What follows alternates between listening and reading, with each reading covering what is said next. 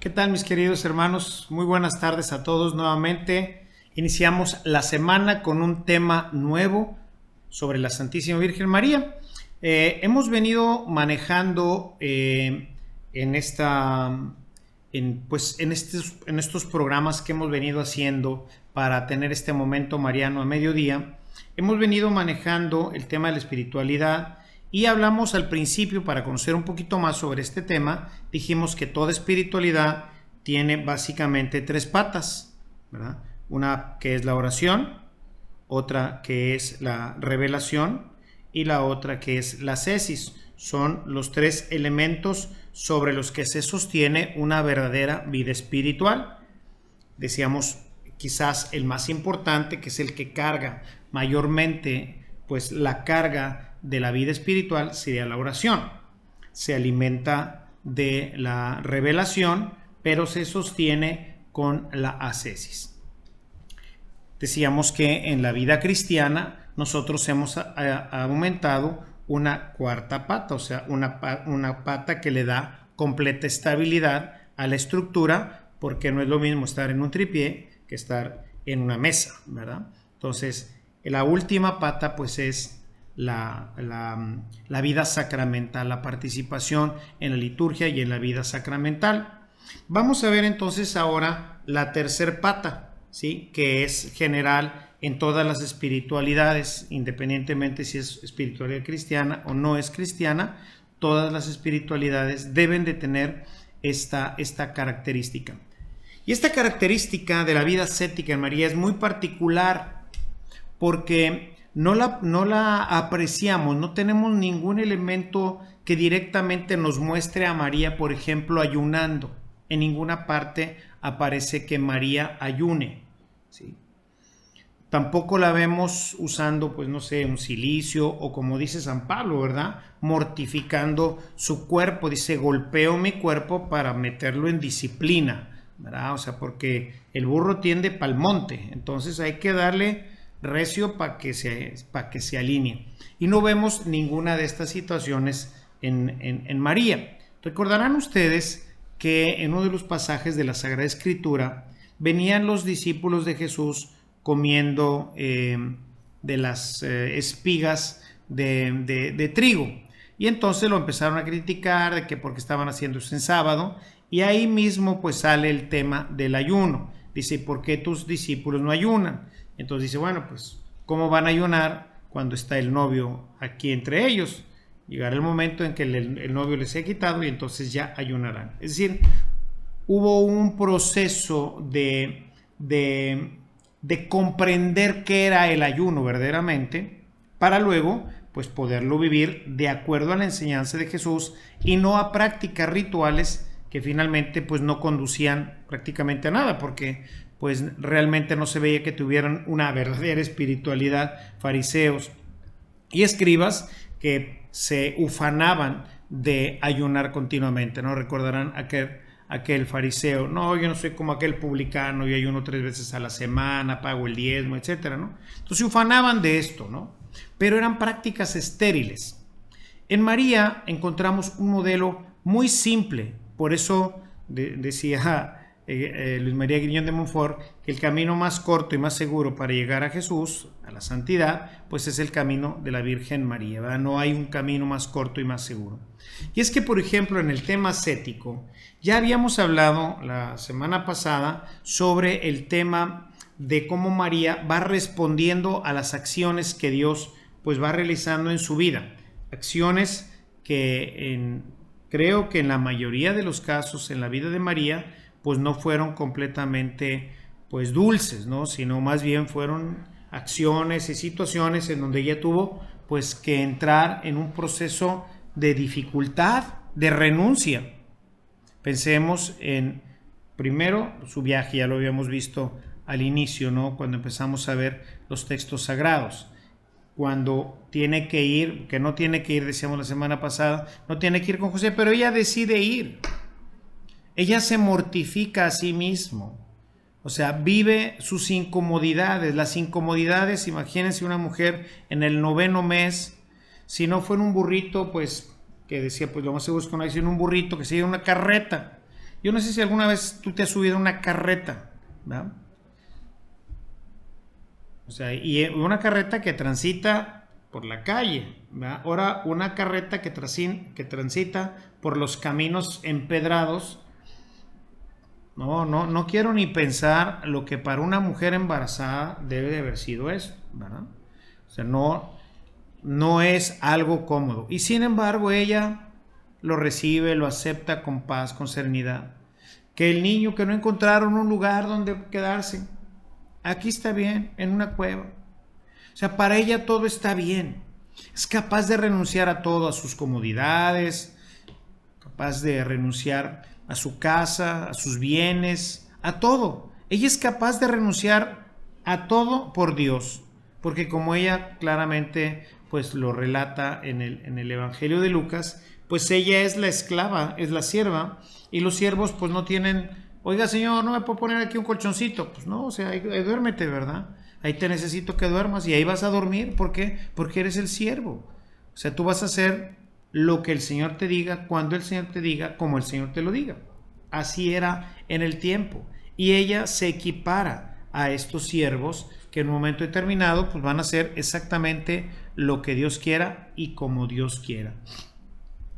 La ascesis en María tiene que ver con esta docilidad a la voluntad de Dios.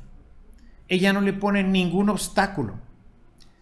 Sin embargo, cuando uno reflexiona en cómo ella iba viviendo y cómo iba tomando todo esto, tiene que pensar en dos cosas. Uno, en el trabajo que Dios ha hecho en su corazón para que pueda ella con gran naturalidad aceptar las situaciones pues no muy placenteras en su vida.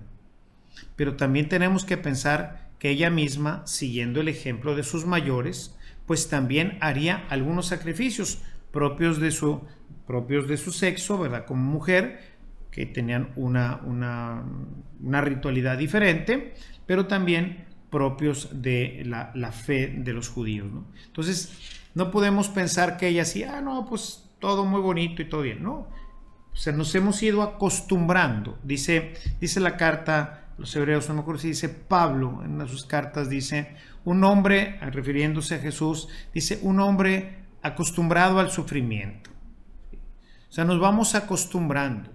Y esto es bien importante que nosotros lo podamos ir haciendo en nuestras propias vidas.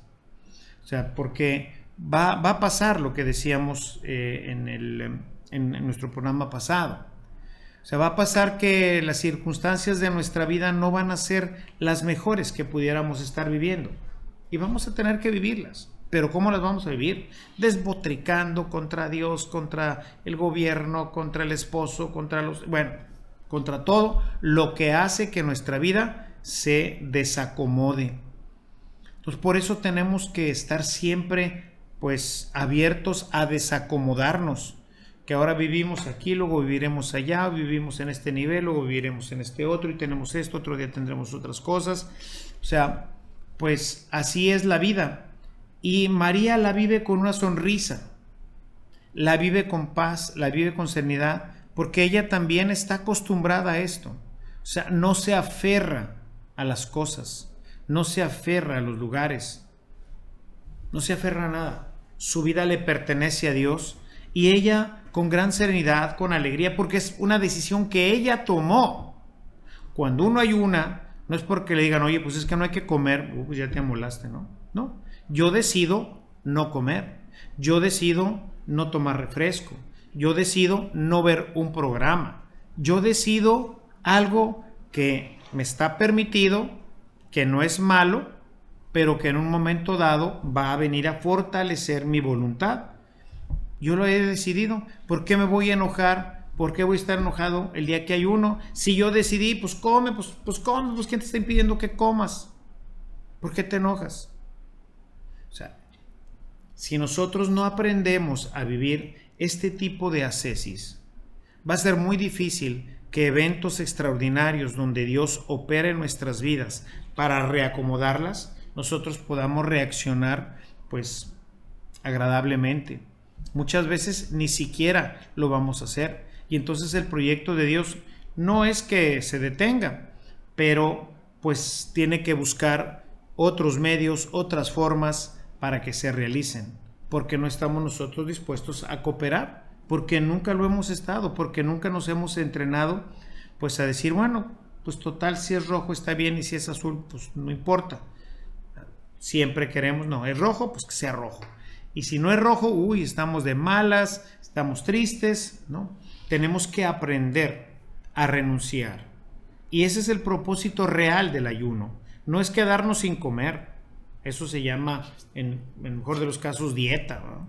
No se llama, no se trata de hacer, pues, estoicismo, ¿verdad? No, yo aguanto mucho sin comer o mucho sin dormir. No, no. Es simplemente decirle al cuerpecito, pues, aquí el que gobierna soy yo.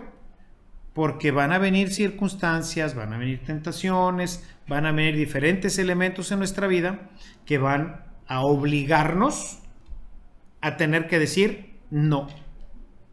Y ahora sí, tienes que decir no o tienes que decir sí, porque de esto ahora sí va a depender el proyecto de Dios para tu vida. De esto va a depender que te mantengas en gracia, de esto va a depender que la relación con tu marido funcione mejor, etc. O sea, hay una relación en ese sacrificio que ahora tienes que hacer y una voluntad amorosa de Dios para tu vida. Pero para eso necesitas empezar por cosas pequeñas. Es decir, ¿quién me obliga a no comerme un chocolate? No, pues nadie. ¿Y por qué no te lo comes? No, porque quiero fortalecer y decir, se me antojó mucho el chocolate, pero no me lo voy a comer ahorita. A lo mejor me voy a comer después o mañana, o a lo mejor no me lo voy a comer. ¿Por qué? Porque el chocolate no va a ser más poderoso que yo, no va a tener más fuerza mi panza que yo. Entonces yo tengo que, a través de la ascesis, ir teniendo esta disponibilidad para poder hacer siempre la voluntad de Dios en mi vida. Si vemos, hay un texto del padre Rainiero Cantalamessa que dice que la grandeza de una persona no se mide por lo que le da a Dios, sino por lo que Dios le pide a esa persona. Esa es la grandeza de María, porque a nadie, hermanos, ni a Abraham le pidió lo que pidió a la Virgen María, porque Abraham le dijo que sacrificara al hijo, pero a la hora de la hora dijo, bueno, siempre no. Aquí, pues es sacrificado Jesús, el hijo de la Virgen María. Y ella va a la cruz a entregarlo, como Abraham. Pero ahí no hubo una mano que detuviera el cuchillo de Abraham. Nadie que detuviera a aquellos que clavaban a Jesús en la cruz. Nadie que detuviera la lanza que le traspasó el corazón. O sea, María aprendió a decir que sí y a vivir esta ascesis, decir siempre que sí a cualquier circunstancia, en cualquier momento, en cualquier terreno, siempre es sí, Señor, como tú quieras, por el tiempo que tú quieras, como tú digas y a la hora que tú lo digas. Entonces, esa es la grandeza de la ascesis mariana. Y esa es, si se fijan, no es muy grande. ¿Qué tengo que hacer? ¿Privarme 2-3 días sin comer? No. No te comas el postre hoy. No te tomes el café que te gusta en la tarde. Acuéstate un poquito más tarde para poder hacer quizás un misterio del rosario. Levántate un poquito más temprano. O sea, son pequeños elementos que van ayudándonos a poder recibir con alegría. No sabes qué va a pasar ese día y a poderlo recibir con alegría, con paz, con serenidad. Poder decir, pues en el último de los casos, ¿no? Como decía Job, Dios me lo dio, Dios me lo quitó, bendito sea Dios. Entonces, este es el camino mariano. Es un camino de la simplicidad, por eso hemos venido insistiendo. O sea, María no hace largos ayunos, ni se priva del pan. No. Ella sabe vivir las cosas así. Y las decide ella. Yo voy a ir con José. Y luego cuando José, pues, se tiene que ir a Egipto, pues vámonos, ¿verdad? O sea, a donde sea, como sea. O sea, Dios se va manifestando y yo estoy dispuesto siempre a seguirla.